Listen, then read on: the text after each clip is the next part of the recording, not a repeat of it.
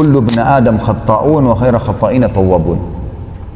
Semua anak Adam pasti berbuat salah, dan sebaik-baik orang yang buat salah adalah yang segera meminta maaf dan meluruskannya. Apa makna hadis ini teman-teman?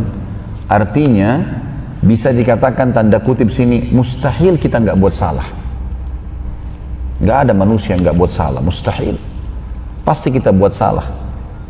Tetapi Nabi SAW bilang, dan sebaik-baik orang yang salah, yang segera meluruskan, meminta maaf, meluruskan, memperbaiki, itu yang terbaik. Dan tentu tidak mengulanginya. Bismillahirrahmanirrahim. Karena saya melihat banyak di antara ikhwah dan akhwat kita pada saat sudah menghadiri pengajian sunnah, mereka masih risih dengan masa lalunya. Banyak sekali orang dari musisi yang taubat, banyak sekali orang dari pengedar narkoba, banyak sekali dari orang pezina yang mereka taubat karena ikut pengajian-pengajian sunnah bifadlillah. Kemudian mereka risih dengan masa lalunya, sampai sering muncul pertanyaan, Ustaz, apakah saya masih layak mendapatkan pasangan ikhwah yang saleh dari seorang akhwat, atau seorang ikhwah yang saleh seorang ikhwah mengatakan masih layakkah saya menikah dengan seorang akhwat yang salihah sementara masa lalu saya kelam? Maka jawabannya dalam Islam sederhana. Inilah judulnya, iya, ini aku sekarang. Karena Islam tidak pernah memandang masa lalu seseorang, saudaraku seiman. Masa lalu kelam itu sudah dilupakan oleh Islam. Yang Islam ingin lihat sekarang ke depan. Yang lalu, sejahat apapun perbuatan seseorang, selama dia sudah meninggalkannya dan memperbaikinya, Sang Pencipta Allah akan menerimanya. Dan kita akan sebutkan dalam pertemuan kita ini akan banyak contoh-contoh dari kalangan nabi-nabi, dari kalangan para sahabat, dari kalangan tabi'in, orang-orang yang tadinya memang punya tanda kutip hal-hal yang keliru, tapi karena taubat maka Allah subhanahu wa ta'ala menerima taubat tersebut dan memuliakan mereka karena taubat itu. Perubahan performa yang terjadi, saudaraku seiman, penampilan baju, penampilan mungkin kalau ikhwah sudah berjenggot, sudah tidak isbal, akhwatnya mungkin pakai jilbab besar, pakai cadar. Dulunya mungkin beda sekali. Mungkin dulu pakaiannya sangat ya, dianggap kalau sekarang mungkin ya tanda kutip dalam Islam mereka dengan modern ya. Dan dianggap pakaian-pakaian ikhwah sekarang yang dipakai setelah sunnah malah kampungan tanda kutip di sini. Ini semua tidak ada sesuatu yang membuat kita malu. Tidak perlu malu teman-teman sekalian, karena berubah menjadi orang yang lebih saleh dan salehah adalah prestasi. Yang buruk itu kalau kita tetap dalam keadaan kita yang lalu. Maka selalu jadikan kalimat ini, judul buku ini adalah, iya inilah aku sekarang. Kamu berubah ya? Iya inilah aku sekarang. Kamu kok kenapa berubah? Ya beginilah keadaanku sekarang. Kita jawab. Dan tidak ada yang aib di situ. Sehingga memang tidak akan pernah ada masalah yang kita hadapi. Saya sering kasih contoh jemaah di Indonesia dan saya sampaikan kepada teman-teman juga di sini. Kalau seandainya kita pernah punya masa lalu, misal janjian sama teman-teman ke diskotik lah, ke bar lah, segala macam, mabuk-mabukan, berzina, foya-foya, maksiat kepada Allah subhanahu wa ta'ala. Kemudian sekarang sudah kita taubat. Ada sebuah kaidah sederhana dalam hidup teman-teman sekalian. Ini yang saya terapkan dalam hidup saya. Dan saya berharap tentu teman-teman juga bisa menerapkan masalah itu. Kita harus bisa menjelaskan apapun perbuatan kita teman-teman, baik atau buruk. Kenapa kita lakukan dan kenapa tidak kita lakukan. Saya kasih contoh. Kalau kita lagi mau ke masjid, jalan, lalu ada tetangga kita melihat dan bertanya, Pak, mau kemana? Jangan diam teman-teman sekalian. Oh nanti kalau saya jawab saya ke masjid nanti riya. Enggak ada hubungannya sama riya di situ. Kita sedang ditanya. Riya itu kalau antum nggak ditanya lalu jelasin. Tanya orang di kantor, kamu puasa nggak? Kamu puasa? Saya puasa. Nggak ada sesuatu yang memicu. Dia sendiri yang pamer-pamer. Itu riya. Tapi kalau orang bertanya kita nggak bisa nggak jawab. Mau kemana? Mau ke masjid. Kontrol diri. Karena riya hanya bisikan dari syaitan dan semua ibadah pasti dibisikkan riya oleh syaitan. Pasti. Karena riya itu senjata pamungkasnya. Kata Nabi SAW dalam sebuah hadis sahih, al-yasiru minar riya syirk. Sedikit saja riya, sudah cukup syirik itu. Udah batal sholat itu kalau kita riya sedikit pun, gitu kan. Maka setiap kali ibadah pasti riya diorbitkan oleh syaitan dalam diri kita supaya kita terpengaruh. Tapi sederhana, tepis saja. Selama kita tidak mengiyakan maka tidak termasuk riya. Misal contoh, syaitan bisikin kita tuh di sebelah kamu ada atasan, sebelah kamu ada si fulan, sebelah kamu ada, tapi kita nggak mengiyakan teman-teman sekalian, maka tidak riya. Seperti ibaratnya orang yang lagi nawarin produk, kalau kayak kita di Indonesia ya, kita lagi di lampu merah ada orang jual produk, kita lagi naik mobil, kacanya kita nggak buka, dia mau promosi apapun kita nggak ada masalah. Seperti itu syaitan menawarkan apapun, riya kita nggak ada masalah. Itu orang melihat kamu lagi doa lama, nggak usah pedulikan. A'udzubillahi minasyaitonirrajim. Selama kita tidak iyakan tidak ada masalah. Jadi kalau kita berbuat satu kebaikan, ditanya, jawab, nggak ada masalah. Mau kemana? Mau sholat. Mau kemana? Lagi di bandara? Mau umroh? Nggak ada masalah.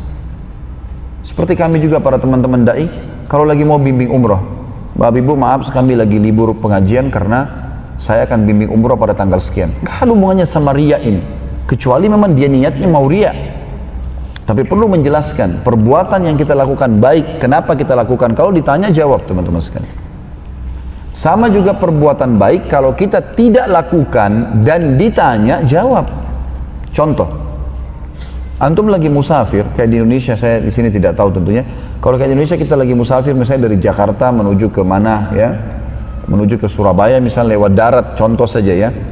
Kemudian di tengah jalan di tol Cikampek misalnya, lagi Jumat, sholat Jumat.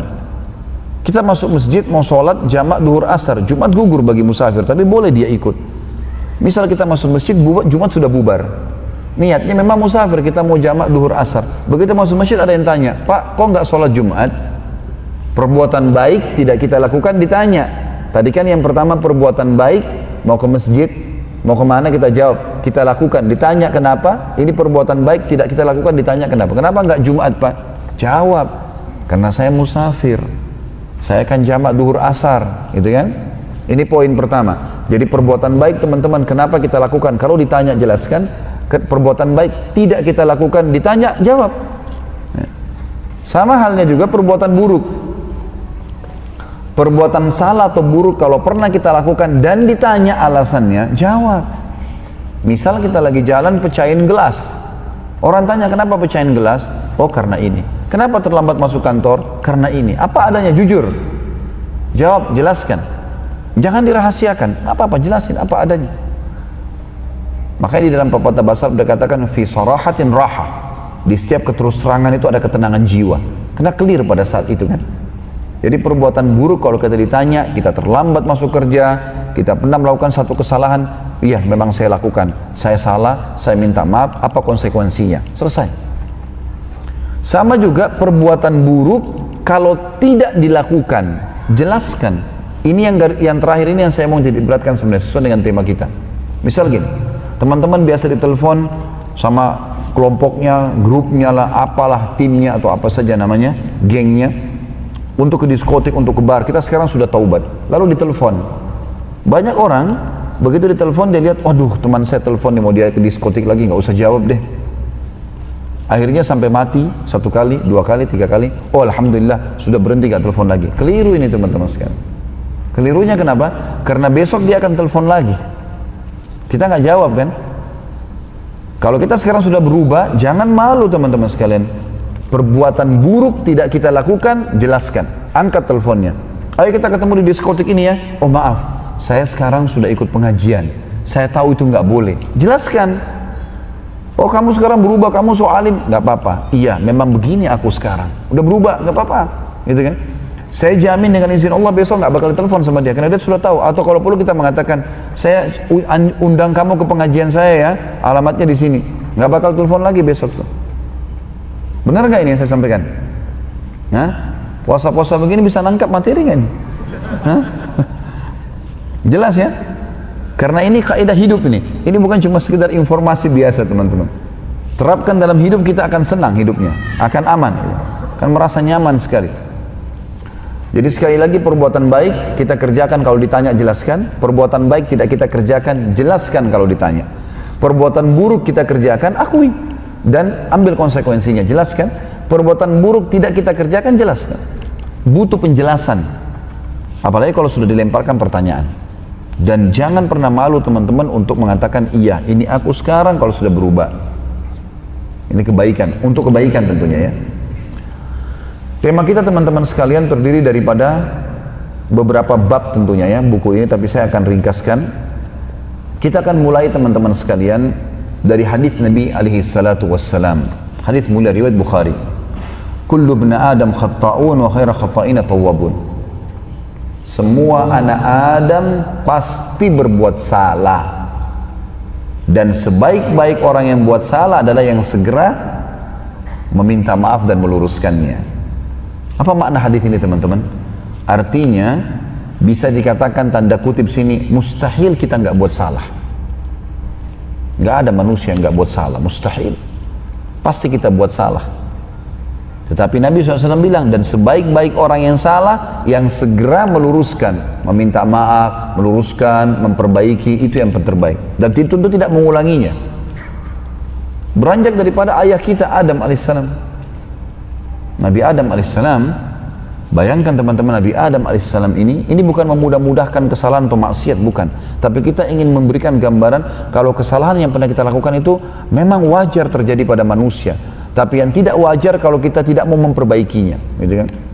Nabi Adam alaihissalam melihat malaikat masuk ke dalam surga, mengetahui ciptaan-ciptaan Allah, manusia pertama diciptakan oleh Allah Subhanahu wa taala, tapi melanggar.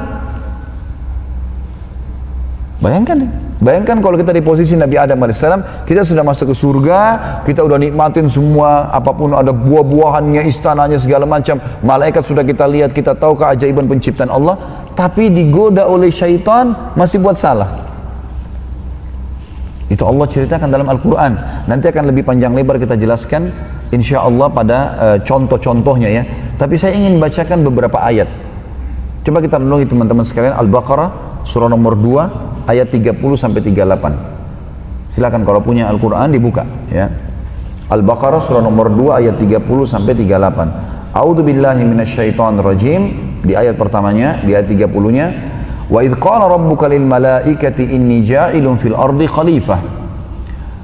Ingatlah ketika Tuhanmu berfirman, hai Muhammad, kepada para malaikat, sesungguhnya aku akan menjadikan seorang khalifah di muka bumi. Garis bawahi kalimat ini teman-teman sekalian, Nabi Adam diciptakan untuk apa? Untuk apa? Untuk menjadi khalifah di muka bumi. Perlu digarisbawahi kalimat ini. Kenapa teman-teman sekalian? Karena banyak orang menganggap Nabi Adam diturunkan ke bumi karena dia melanggar hukum di surga. Bukan itu. Karena Nabi Adam alaihissalam dasarnya diciptakan untuk turun ke bumi. Artinya terjadi dosa itu atau tidak tetap akan turun ke bumi. Itu poin penting ya. Qalu ataj'alu fiha may yufsidu fiha wa yasfiku ad-dima'a wa nahnu nusabbihu bihamdika wa nuqaddisu lak qala inni a'lamu ma la ta'lamun. Lalu para malaikat berkata kepada Allah, mengapa engkau hendak menjadikan khalifah di muka bumi orang yang akan membuat kerusakan padanya dan menumpahkan darah? Kita garis bawahi dulu kalimat ini teman-teman. Kenapa malaikat belum diciptakan Adam sudah berkata, ya Allah, apakah engkau akan ciptakan ini makhluk nih, gitu kan? Akan menumpahkan darah dan membuat kerusakan di muka bumi. Apa sebabnya malaikat mengatakan ini? Karena manusia teman-teman kita ini adalah makhluk terakhirnya Allah. Sebelum kita di muka bumi ini sudah ada jin, sudah ada hewan-hewan, sudah ada tumbuh-tumbuhan. Ini semua bukan hal yang baru ini. Jauh sekian juta tahun mungkin sebelum kita. Jadi wajar kalau orang mengatakan menemukan fosil sekian juta tahun itu masuk akal. Karena manusia waktu turun di muka bumi Nabi Adam ini sudah ada semua. Terbukti iblis sudah ada. Dan pada saat itu yang ditugaskan oleh Allah Subhanahu wa taala untuk memimpin di muka bumi adalah jin. Tapi rupanya jin tidak berhasil. Mereka suka saling bunuh-membunuh, mereka suka saling mengganggu, membuat kerusakan di muka bumi. Ini alasannya malaikat bilang, ya Allah, jangan sampai makhluk baru ini sama juga dengan jin-jin ini, gitu loh. Dan pada saat itu kebetulan iblis dia lagi mengkandidatkan diri menjadi pemimpin jin di muka bumi. Karena waktu itu tidak ada saingannya jin. Hewan-hewan semua ini fasilitas, tumbuh-tumbuhan fasilitas, jin sendirian. Sekarang kan kita berdua, jin sama manusia yang punya beban. Makanya Allah SWT mengatakan, "Wa ma khalaqtul jinna wal insa illa liya'budun." Jin sama manusia disebutkan. Aku nggak ciptakan jin dan manusia kecuali untuk menyembah kepadaku. Jadi yang lain semua fasilitas nih. Ini yang punya beban hukum. Lalu selanjutnya, qala inni a'lamu ma la ta'lamun. Allah mengatakan, sungguhnya aku mengetahui apa yang kalian tidak ketahui. Selanjutnya ayat 31, wa 'allama Adam al-asma'a kullaha thumma 'aradahum 'alal malaikati faqala anbi'uni bi asma'i haula'i in kuntum shadiqin. Lalu Allah mengajarkan kepada Adam setelah diciptakan nama-nama benda seluruhnya. Kata ulama tafsir, maknanya luas sekali. Semua nama malaikat, miliaran jumlahnya, semua nama benda-benda di langit, semua nama-nama benda di surga, semua nama di neraka, semua nama yang ada di bumi, jin-jin, tumbuh-tumbuhan, hewan-hewan, semua jenis bahasa Allah ajarkan. Semua Allah ajarkan. Maka dikatakan kemudian Allah mengemukakan kepada para malaikat seraya berfirman, coba sebutkan kepada aku nama benda-benda ini jika kalian benar-benar dalam prasangkaan kalian. Karena kan para malaikat menganggap ini sama aja nanti sama jin-jin nih, buat kerusakan di muka bumi, gitu loh. Allah bilang, Allah ajarkan Adam alaihissalam, lalu kemudian sebelum Adam bicara sama para malaikat, Allah bilang, coba kalian hai malaikat sebutin nama-nama ini, ditunjukin benda-benda di langit. Mereka nggak bisa, malaikat nggak hafal. Buktinya datang ayat setelahnya, qalu subhanaka la ilma lana illa ma 'allamtana innaka antal alimul hakim. Para malaikat menjawab, maha suci engkau ya Allah, tidak ada yang kami ketahui selain dari apa yang telah engkau ajarkan kepada kami. Enggak semua kami hafal nih, seluruh nama jin-jin, semua nama pohon-pohon, semua nama benda-benda, tidak ada yang kami hafal. Yang dihafal cuma apa yang Allah kasih saja. Dikatakan innaka antal alimul hakim, sesungguhnya engkau lah yang maha mengetahui lagi maha bijaksana. Sebenarnya makna al-hakim dalam bahasa Indonesia diterjemahkan bijaksana ini masih kurang tepat, tapi mendekati. Al-hakim itu kalau dalam bahasa Arab adalah seseorang yang meletakkan segala sesuatu sesuai dengan porsi dan tempatnya. Itu hakim, dan itu lebih tinggi dari bijaksana. Tapi kita anggaplah seperti itu ya. Kemudian setelah itu, setelah para malaikat mengatakan kami nggak bisa ya Allah, kami nggak tahu kecuali yang kau ajarkan. Apa jawabannya di sini ayat 33? Qala ya Adamu ambihum bi asma'ihim. Wahai Adam, Allah berfirman, beritahukan kepada mereka nama-nama benda itu. Kata ulama tafsir apa? Semua nama malaikat Adam sebutin. Semua miliaran, kamu namamu fulan, fulan, fulan, fulan, fulan, fulan, semua disebutin. Semua benda di langit, bintang-bintang, semua jumlahnya, ya, fungsinya, semua Nabi Adam tahu. Turun ke bumi semua ditahu. Nama-nama di bumi, nama-nama ini, semuanya. Maka Adam memberitahukan kepada mereka. Maka setelah Adam memberitahukan kepada mereka, falamma amba'ahum bi asma'ihim qala alam aqul lakum inni a'lamu ghaibas samawati wal ardi wa a'lamu ma tubduna wa ma kuntum taktumun. Kata Allah berfirman setelah Nabi Adam sampaikan semua itu, bukankah sudah kukatakan kepada kalian bahwa sungguhnya aku mengetahui ya, rahasia langit dan bumi, dan mengetahui apa yang kalian lahirkan dan apa yang kalian sembunyikan, apa yang kalian terang-terangkan dan apa yang kalian sembunyikan. Ayat 34, perhatikan dahsyatnya penciptaan Adam alaihissalam ya. Ini ayat demi ayat kita ikuti teman-teman sekalian, nanti kita akan sampai ke sebuah poin. Nabi Adam tahu semuanya, lihat malaikat, lihat semua sesuatu ini, perhatikan lanjutannya.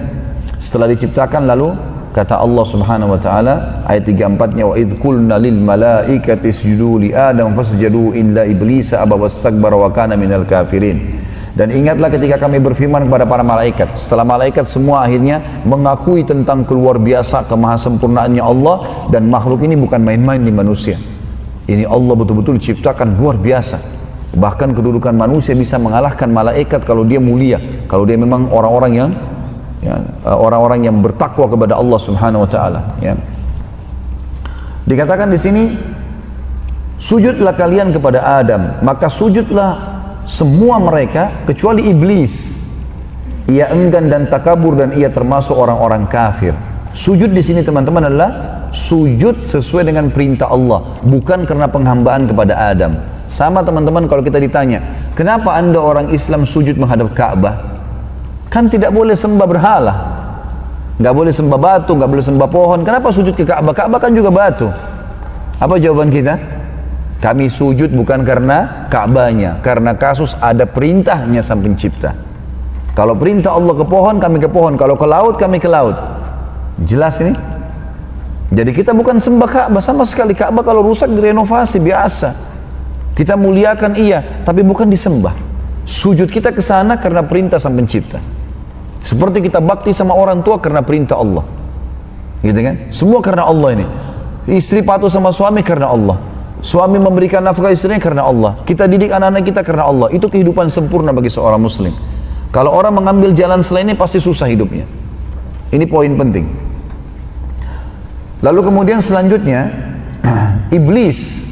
Iblis adalah, kata Ibnu Abbas radhiyallahu anhu, adalah golongan jin yang patuh kepada Allah. Dan pada saat itu pintu langit masih dibuka, maka jin-jin di bumi bisa naik ke langit. Sebagian ulama mengatakan yang diizinkan naik di langit dari golongan jin adalah orang-orang yang saleh di antara mereka, termasuk iblis. Jadi nggak semua jin bisa naik ke atas.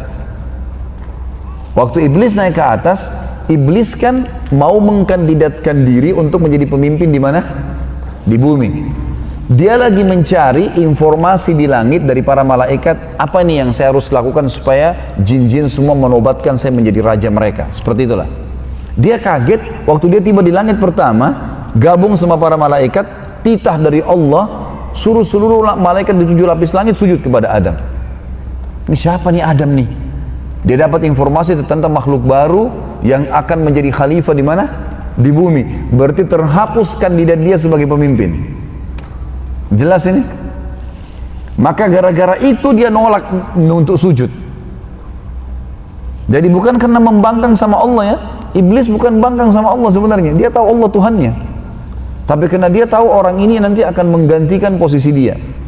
Dan memang betul, setelah manusia diciptakan, jin sudah di nomor 2 kan.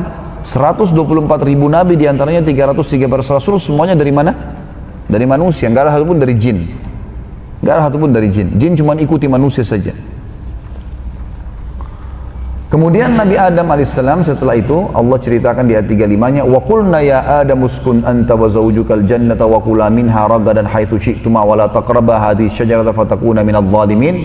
Dan kami berfirman, hai Adam, diamilah oleh kamu dan istrimu surga ini dan makanlah makanannya yang banyak lagi baik di mana saja yang kamu sukai, dan jangan kamu dekati pohon ini yang menyebabkan kamu termasuk orang-orang zalim. Pohon yang dilarang di sini teman-teman sekalian adalah pohon yang tidak dijelaskan namanya dalam Al-Quran dan Sunnah. Kebanyakan orang mengatakan pohon khuldi atau buah khuldi. Ini keliru.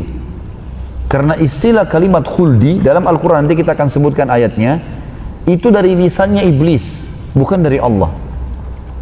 Khuld artinya kekal. Jadi iblis akan berkata kepada Adam, hai Adam, maukah saya tunjukkan kamu kepada pohon khuld, pohon yang kekal. Kalau kau makan, kau akan seperti malaikat kekal, atau kau tidak akan mati. Istilah khuld keluar dari lisan iblis. Jadi seorang mukmin tidak layak mengatakan itu buah khuldi. Karena Allah mengatakan pohon saja, nggak dijelaskan. Itu sudah disepakati oleh para ulama Ahlus Sunnah wal Jamaah. Dan nanti akan kita bacakan, tentu ada dalam surah Toha ayat 120, nanti kita tadabburi itu. Tentang masalah pohon itu. Jangan sentuh pohon itu saja, sebagai ujian dari Allah Subhanahu wa taala kepada Adam alaihissalam. Dan larangan di sini kata ulama adalah bukan pohon itu buruk. Ini juga penting digarisbawahi. Karena semua yang di surga baik. Tapi Allah Subhanahu wa taala, seperti kalau ruangan ini pintu sana nggak boleh lewatin ya, kata pemiliknya, dikunci.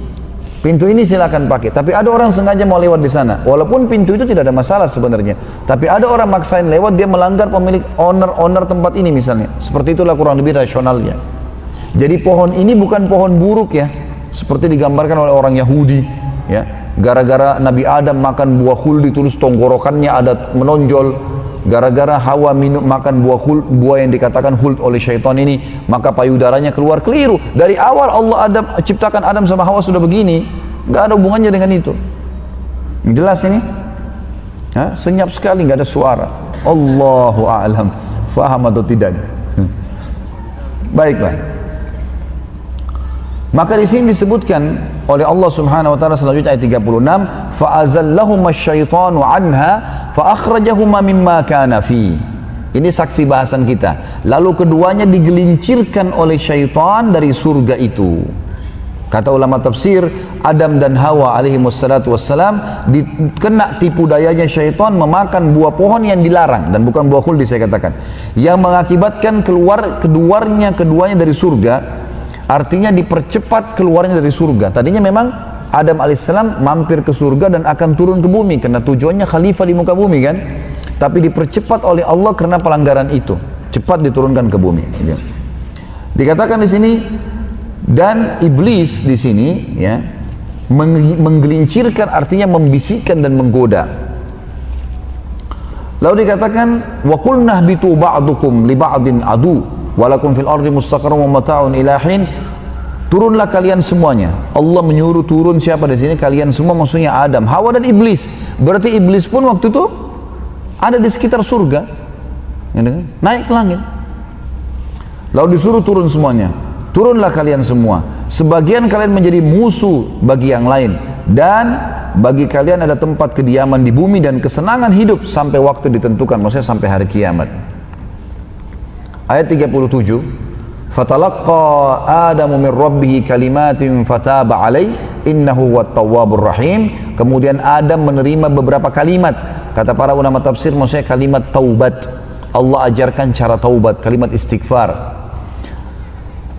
Innahu huwat tawwabur rahim, dari dia menerima kalimat taubat dari Tuhannya, maka Allah menerima taubatnya. Sesungguhnya Allah Maha penerima taubat dan Maha penyayang.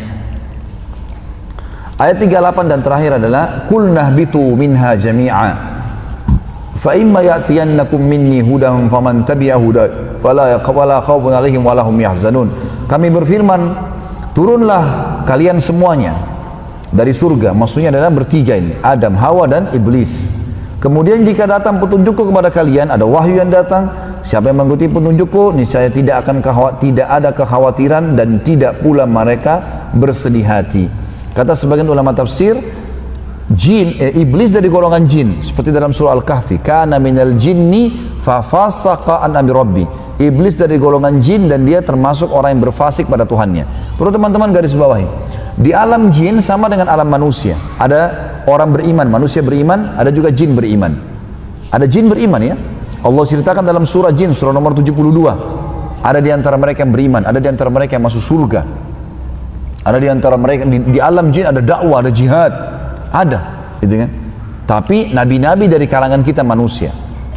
Yang beriman ini tidak akan pernah saling mengganggu. Orang beriman tidak akan panggil jin.